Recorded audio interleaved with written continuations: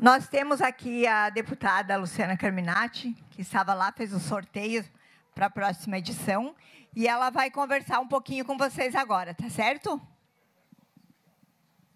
Pois não, deputada, sinta-se à vontade. Bom dia. Bom dia. Que bom ter vocês aqui. Acho que alguns eu já fiz foto, né? Ali na entrada, quando vocês estavam chegando. Então, deixa eu me apresentar primeiro. Eu sou professora, estou no 4º mandato como deputada estadual, sou de Chapecó e presido a Comissão de Educação e Cultura aqui da Assembleia Legislativa. Vocês sabem que nós temos poucas mulheres deputadas, né? Sabem quantas?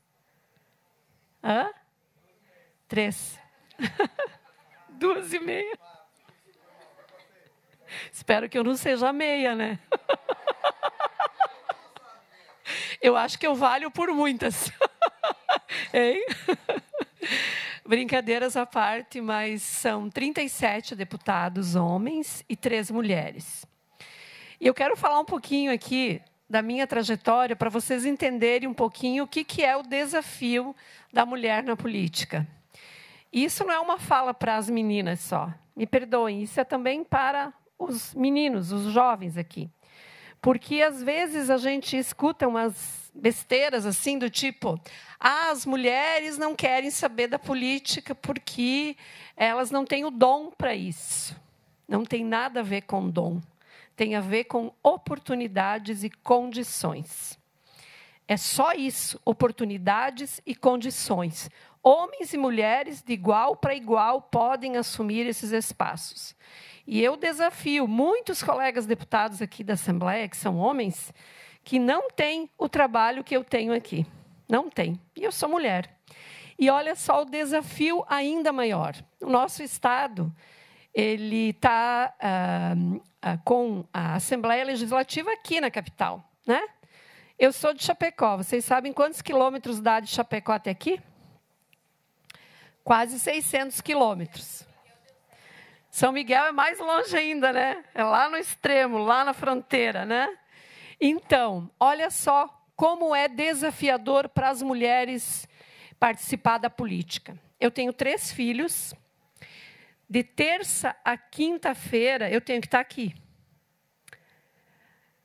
De quinta tarde até segunda, eu tenho que rodar o estado. A minha família fica em Chapecó. Eu tenho um filho de 13 anos, que eu vejo uma vez por semana. É o tempo que eu tenho com ele. Porque imaginem como que a gente faz. Se eu sou deputada, tenho que estar aqui 3 dias.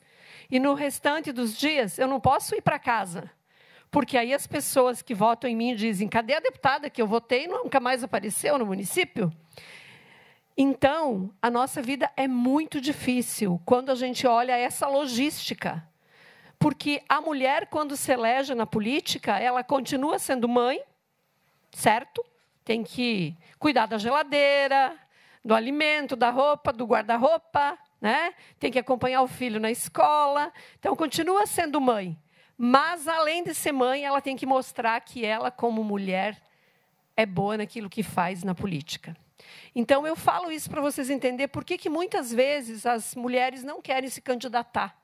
Porque elas dizem assim: tá, mas eu vou conseguir ter apoio em casa? Dividir as tarefas de casa? Eu lavo a louça, o marido seca? Eu coloco a roupa na máquina, ele me ajuda a organizar as atividades dos filhos? Ou é mais uma sobrecarga para a mulher? Então, se a gente quer mudar essa relação, ser um pouco mais justa, mais igual entre homens e mulheres, né? Ter um número, como a gente tem na Argentina. Na Argentina, nós temos paridade de gênero. Sabe o que é paridade? Paridade é meio-meio, né? Se são 52% de mulheres, então, aqui nós deveríamos ter 20 deputadas e 20 deputados. Paridade de gênero, meio a meio, para representar a sociedade. Mas a nossa legislação brasileira é muito ruim nisso. E por que ela é ruim? Porque a maioria dos que estão lá no Congresso são homens. E eles sabem que a hora que mudar uma lei, 200 deles caem fora. E entram mulheres. Então, a gente tem uma dificuldade mesmo de mudar a legislação, né? E enquanto não mudar a legislação, fica muito nos partidos, tendo que incentivar as mulheres a participar da política, né?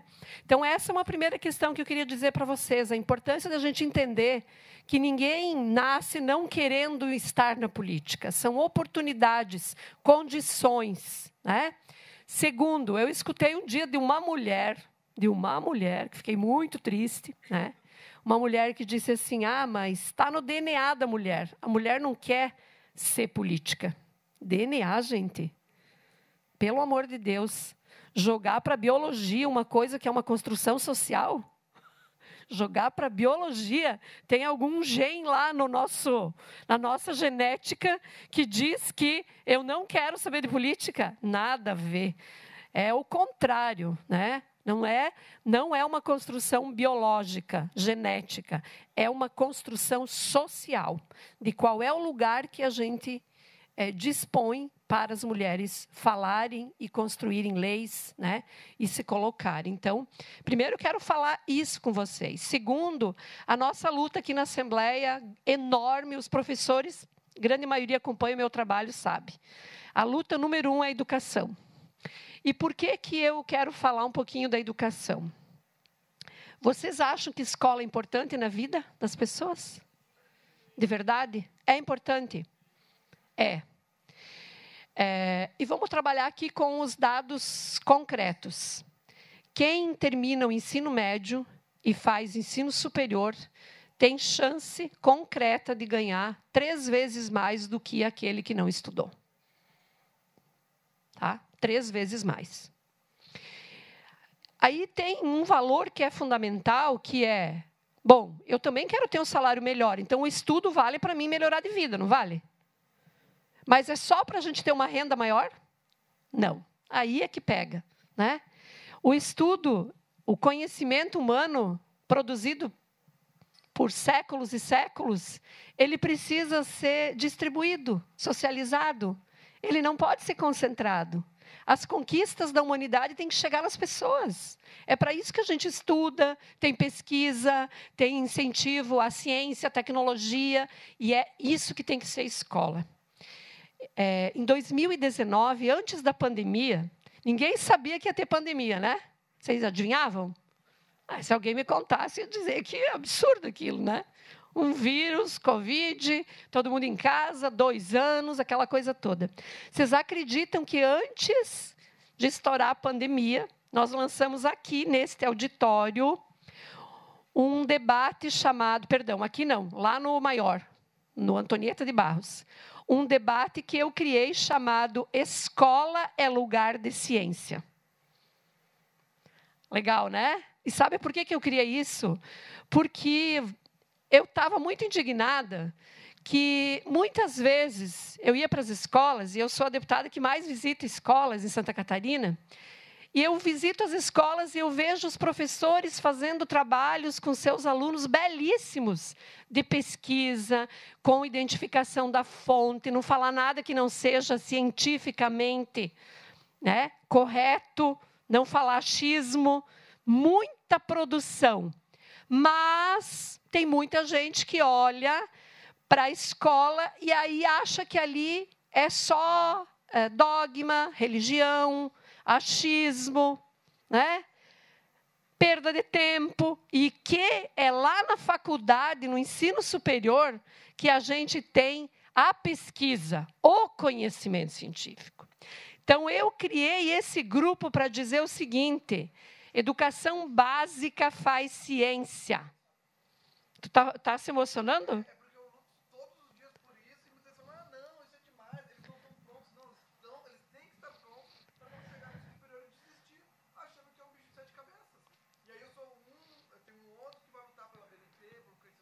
Tu é prof de? Parabéns, que legal, hein? Eu vou dar um exemplo bem concreto aqui. Crianças da educação infantil. A professora de educação infantil deu uma aula sobre a formação do arco-íris. Gente, vocês sabem por que tem aquelas cores todas e sempre iguais? Tem uma explicação científica. As gotículas de água que se juntam, eu não vou explicar aqui porque eu não sou da área, tá? Senão eu vou fazer achismo. Mas a professora pesquisou. Porque senão a gente olha para o céu, olha, Deus mandou aquelas cores lá. Ou aí se tem alguns que são avessos, a pauta LGBT vai dizer, nossa, é comunismo lá no céu. Né? Tem a pauta LGBT lá. Tudo absurdos, né? Absurdos, a gente escuta isso. Então, a ciência está lá na educação infantil, quando o professor prepara a aula, certo? E aí nós criamos esse grupo de trabalho, já fizemos uma série de seminários, agora na última semana retrasada, fizemos um seminário discutindo a ciência nas artes, na história, na geografia, né? A vacina, que tem gente falando besteira, que a vacina, né, vira jacaré, e aquela história toda, né? É gente que não entende nada de nada, né? E aí, o que acontece? Tem ciência aí colocada. Então, esse é um projeto que nós estamos trabalhando aqui, para aproximar a escola, a creche, da universidade. Nesse entendimento de que o que os professores fazem é ciência. E aí, a gente também ensinando os alunos, que muitas vezes recebem fake news, como que eles identificam a fonte daquela informação. Isso também é ciência. Porque tem gente que acredita que tudo que recebe no WhatsApp é ciência. Né? Se vocês conversarem com pessoas mais velhas, muitos vão dizer, não, mas eu recebi aqui no meu WhatsApp de um doutor lá da Dinamarca. O cara nem existe. Né? Tá, mas qual que é a fonte? Ah, eu recebi de fulano de tal. É o básico do básico do básico. Então, a minha luta aqui dentro é, a escola tem que fazer diferença na vida das pessoas. A gente tem que sair melhor do que quando a gente entrou. E sair melhor não é só com diploma na mão. É sair melhor entendendo o mundo, a sociedade, convivendo melhor com as pessoas, porque a escola também tem que ter essa tarefa. Eu sempre digo assim, para mim, escola melhor não é aquela só que os alunos tiram 10 em matemática, história, arte, geografia, português. Eu quero saber como que a gente lida com as desigualdades e diferenças na escola. Como que a gente lida? Como que a gente lida com a pessoa com deficiência? É tarefa de alguém? Ou eu estou junto nessa para que a pessoa se sinta incluída? Como que a gente lida com a religião de matriz africana? É só cristão que vale? E aquele que é ateu? Escola pública é tudo isso. Escola pública é acolhimento. Não importa a religião, a sexualidade, a cor da pele e a classe social. Essa é a minha luta, para que a escola seja isto. Que a gente nunca pergunte para um aluno e para uma aluna em quem ela acredita, se ela acredita em Deus, se ela não acredita em Deus, mas o direito dela estar na escola é direito dela. E nós temos que respeitar. Então, a partir daí, a gente trabalha com muitas e muitas ações. Uma das leis que eu consegui aprovar esse ano e que o Estado vai implementar o ano que vem é a que cria projetos de cultura e arte na escola. Sabe como que vai funcionar? As escolas podem apresentar os seus projetos de arte e cultura e a secretaria vai abrir um edital para garantir o recurso. Então, tem escolas que vão ter banda de rock, festival de dança, teatro, artes plásticas, fanfarra, coral. Olha, aí é da nossa criatividade, né? Para quê? Porque a arte é um direito humano. E nós, seres humanos, nos expressamos também a partir da arte, das representações simbólicas, né? Então, a gente precisa desenvolver esses potenciais. Então, essa é uma lei que nós aprovamos. Uma outra que nós aprovamos agora para os professores ACTs. Vocês sabem que das escolas estaduais, de cada 10 professores, 7 são contratados e não concursados. E quando seu filho fica doente, não pode levar no médico. Né? Quer dizer, a gente pode cuidar de 40 alunos, mas não do seu filho. E aí nós aprovamos uma lei que o professor não é demitido quando ele acompanha o filho no médico, porque ele era demitido do seu contrato, encerrado, né? Então, essa é uma outra luta. Bom, eu já falei bastante. Então, terminar de me apresentar aqui e abrir, se vocês têm perguntas. Eu tenho 3 filhos, né? Eu falei para vocês. Meus filhos sempre estudaram escola pública, tá? Vocês já ouviram muito deputado fazer discurso de escola pública, né? Faz discurso, mas coloca o filho na particular. E eu sempre falo que a gente tem que lutar tanto para que o meu filho que está na pública, ele tenha a melhor educação. Esse é o nosso horizonte, para que todos tenham a melhor educação. Agora, se o meu filho tem, todos vão ter. Não é verdade? Essa luta que a gente tem que fazer para todos, não é para alguns, para todos.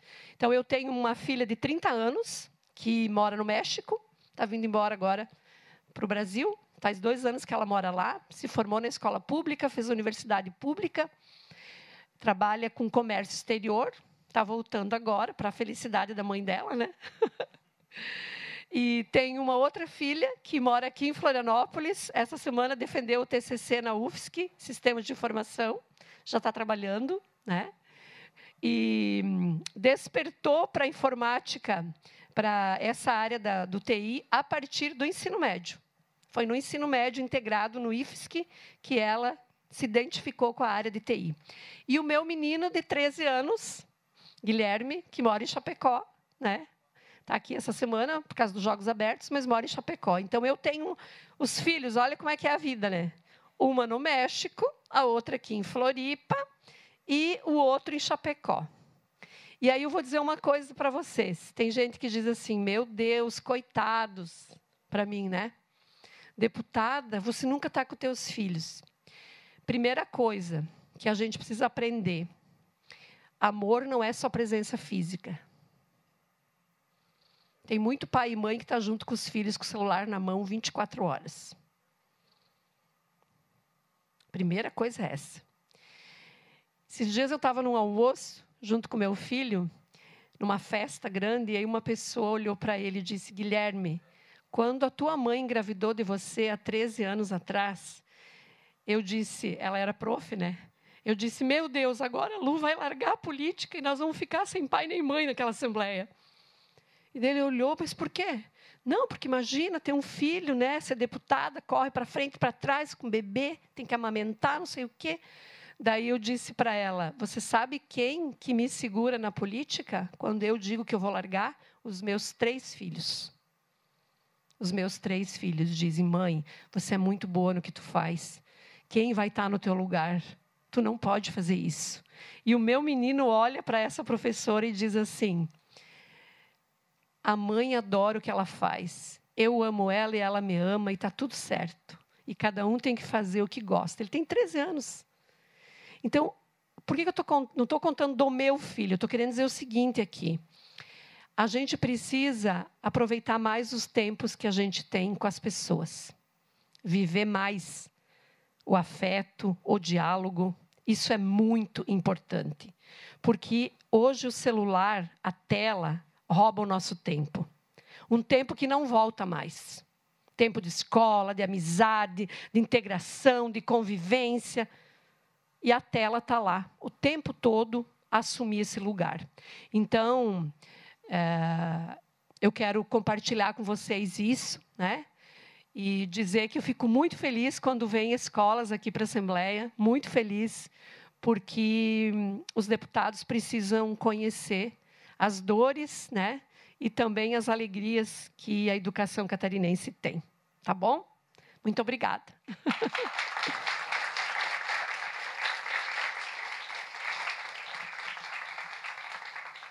Pode falar. Vamos agora abrir, né? Acho que fala no microfone ou tu fala bem alto? Tem outro? Que aí...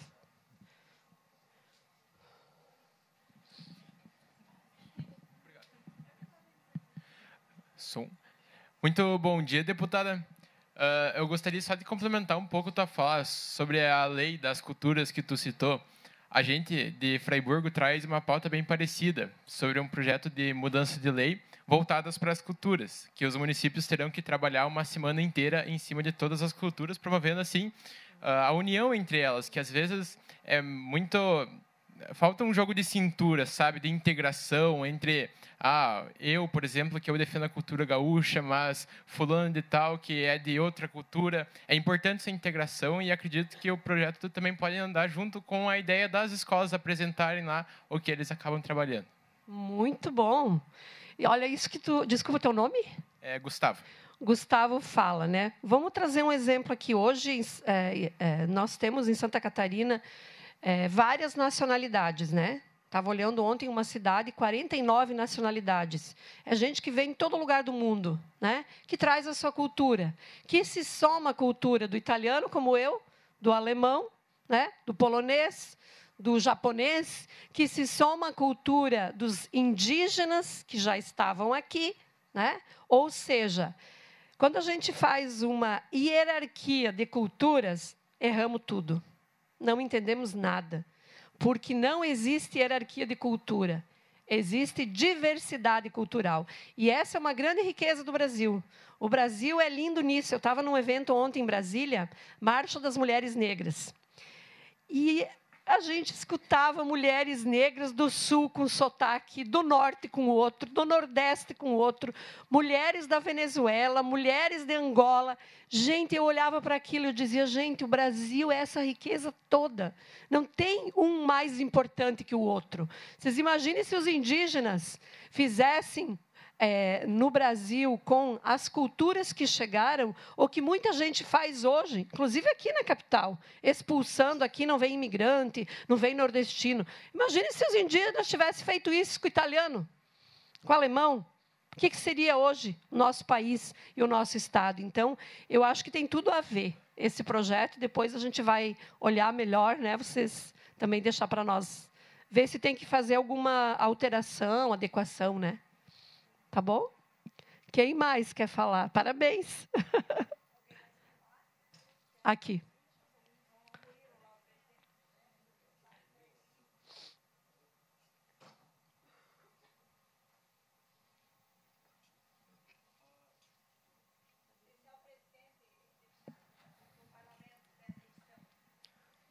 A senhora falou ali sobre a questão do... Voltando para a educação em si, a senhora disse a respeito de qualidade de ensino, a questão da educação.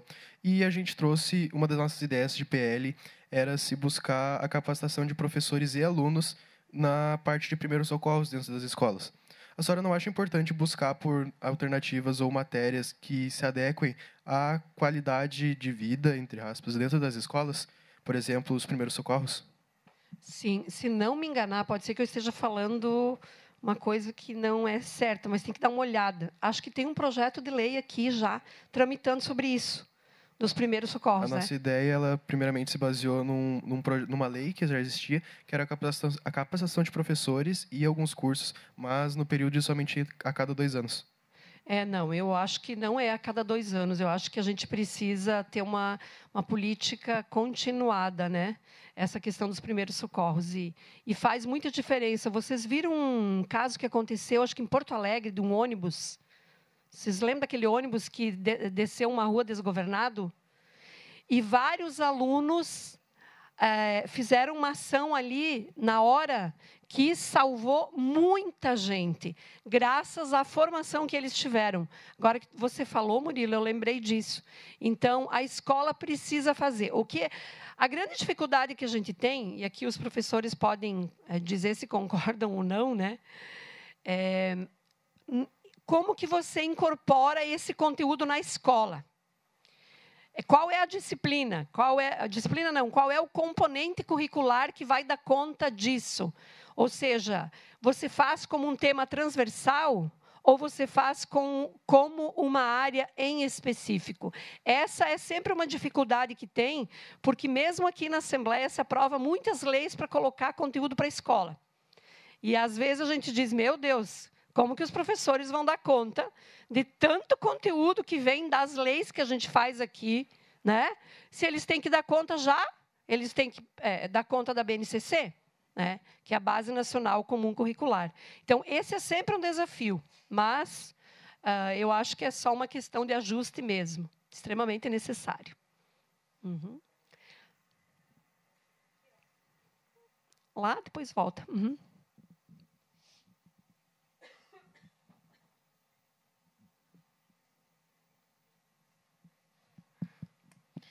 Bom dia. O nosso projeto, assim como os outros falaram no projeto deles, a gente também gostaria de falar sobre o nosso.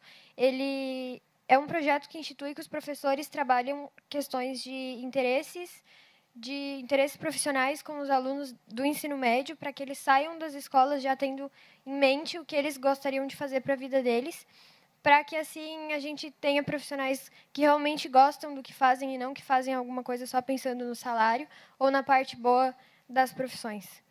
Muito bem. Eu acho... sim, quer entregar? Pode entregar.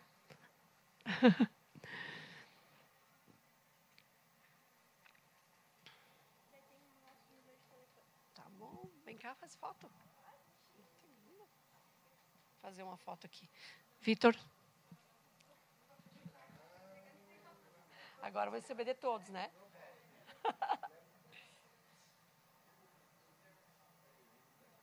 Bom.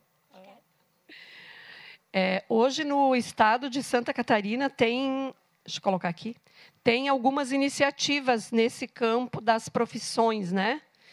Nas escolas estaduais tem algumas iniciativas, mas eu entendo que o debate que vocês trazem, a gente precisa, inclusive, qualificar esse trabalho, porque todos os professores não dão conta disso tudo.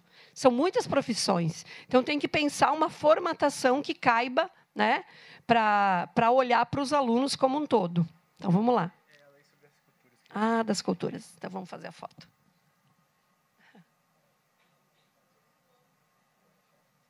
Obrigado. Valeu. Por aqui. Mais alguma pergunta, fala, comentário? Aqui? Oi. Eu sou Luciana, professora da Delegação de São Miguel. Ontem, hoje, foi falado muito sobre a pauta feminina.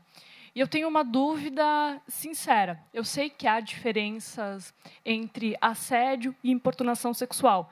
Pensando em importunação sexual, quando há uma importunação sexual, óbvio, né, entre pessoas da mesma hierarquia, né? Dito isso, como é que funciona quando há, por exemplo, uma situação de importunação sexual entre deputados?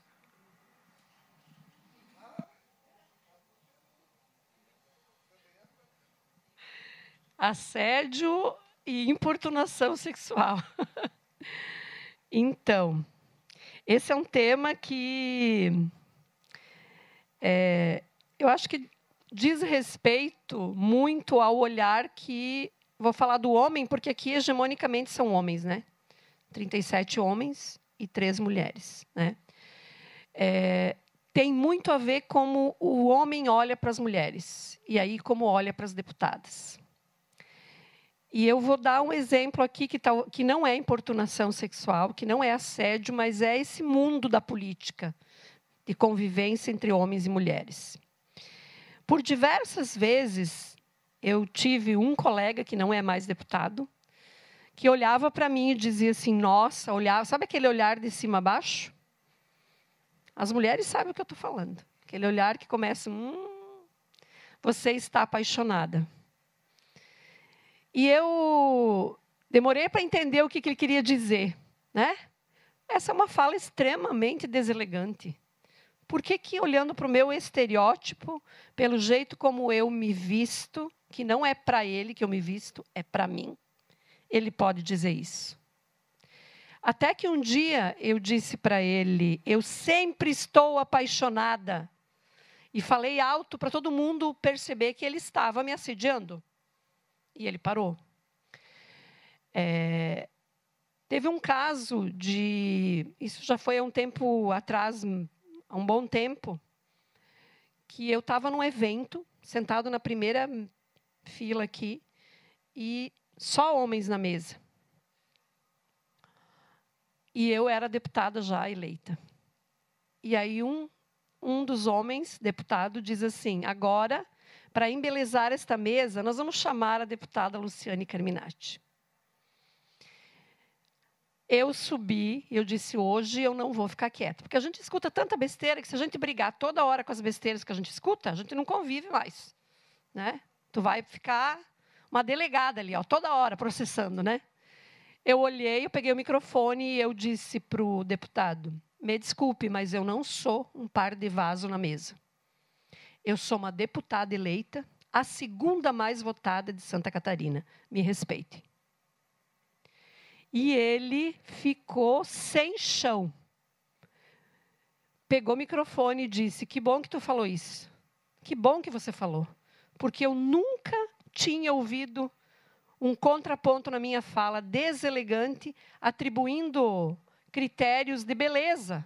Pô, eu sou deputada, eu não estou preocupada se eu sou bonita ou feia. Sou deputada. Por que os homens você chama o deputado, João, Mário, Pedro, e a deputada é para embelezar a mesa? Não é porque ela é deputada. É porque ela é beleza na mesa. E quando a gente diz que é beleza, a gente não fala dos atributos qualitativos da pessoa. Você esconde os atributos qualitativos. Então, a gente convive o tempo todo com isso, né? Claro que assim, eu acho que nos últimos anos, essa questão da importunação, que hoje está tipificada em lei, e o assédio, inclusive eu tenho uma lei de minha autoria sobre o assédio, denúncia de assédio, né? As pessoas se cuidam mais. E quando eu falo se cuidam, não quer dizer que não pensem. Se cuidam mesmo, porque hoje tem uma reação maior. O assédio está muito ligado à hierarquia, isso que você diz. Né? Então, o chefe que assedia os subordinados, né? E aí a gente sempre orienta, nesses casos de assédio, como que você caracteriza? É difícil caracterizar. Por quê? Porque nem sempre as pessoas querem testemunhar o assédio. Por outro lado, se você registrar cada vez, ter um histórico, você consegue tipificar melhor o assédio e isso vale como prova também. Tal dia aconteceu isso, né? Eu estava em tal lugar, foi falado isso. Aí tal dia, e tu vai tipificando. Né? E a importunação é desde o momento que tu está numa lotação, por exemplo, num ônibus, e aí está um cara se encostando em ti, né? Se esfregando em você. É importunação, é crime. Pegando na cintura, né? Vamos parar por aí, porque senão nós vamos piorar o negócio.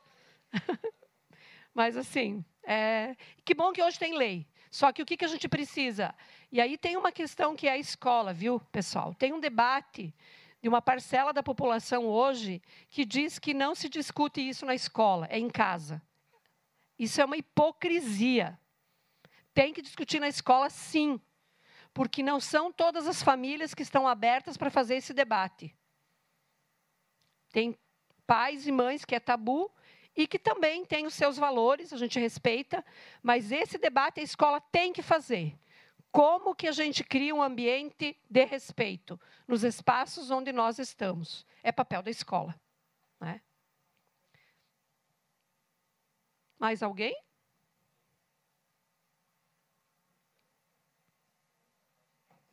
É isso? Vamos fazer uma foto, todo mundo? Vamos?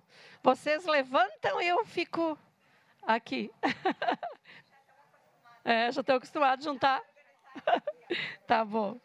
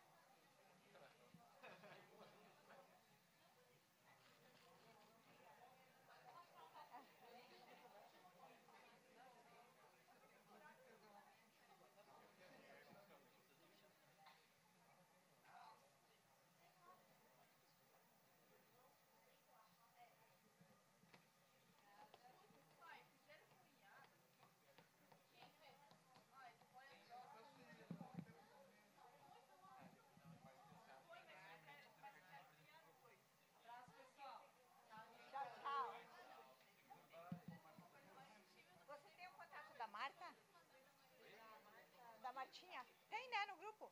Pede para ela te mandar, que ela está lá na escola agora, ela te manda.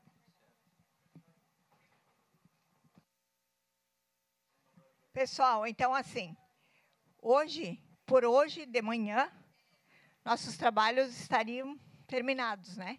Eu tenho uma sugestão para vocês. De repente, usar esse tempo...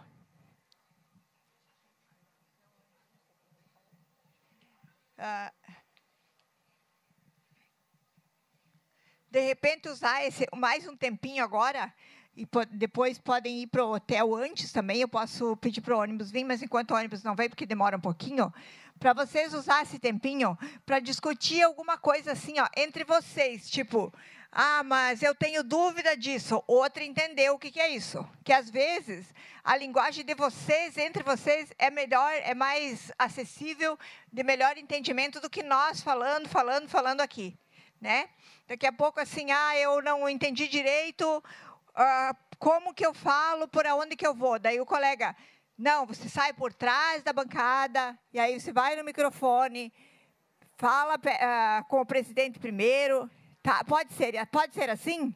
Vamos fazer uns minutinhos assim, vocês podem aqui fazer isso, ali fora, conversar entre vocês. Ou então alguém faz uma pergunta ali que não entendeu, quem entendeu responde. Vocês querem ir lá? Eu acho que está liberado. Viu? Vamos lá, vamos bem em silêncio lá, que não vê nem nós chegar. E aí, assim, ó, posso chamar o ônibus 10 para meio-dia? Ou... Não, já, porque daí não vale quase a pena, eu vou deixar vocês lá. 15 para meio-dia, daí vocês voltam aqui, 1h, 1h15, sai de lá. Para nós dar mais uma ensaiadinha.